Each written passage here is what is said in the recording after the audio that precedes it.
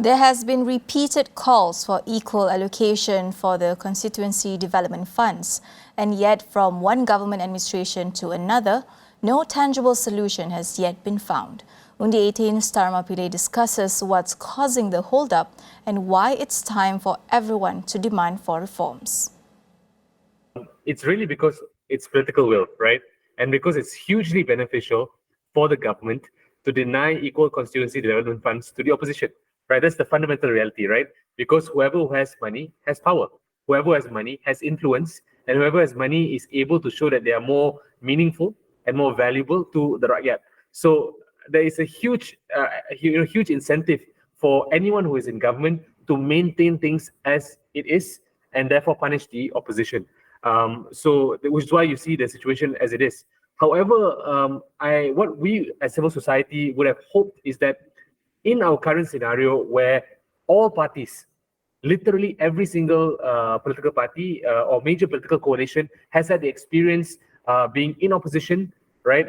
Being denied constituency development funds, having certain unfair actions being taken against them. There is, for us, we feel that it is high time that political parties realize that if we want to stop corruption, we want to ensure political parity, we want to enhance our democracy, it's time to be fair to everyone, because in the end, anyone can become an opposition at any time if there's a change in government, if you lose an election. And therefore, it is so important that a constituency development fund is no longer something that the government decides on a whim, right? Whether or not they feel good, whether they feel nice and they want to give it to certain opposition members. It must be something that is assured by the law, which means that all parliamentarians has the right to have constituency development fund for them to contribute to their citizens that voted for them. And I think that's something that we need to improve. Tharma said the opposition, as well as the rakyat, play a crucial role in moving the conversation forward. I do think that the opposition also has to play a very constructive role in demanding for this in a more clear manner, right?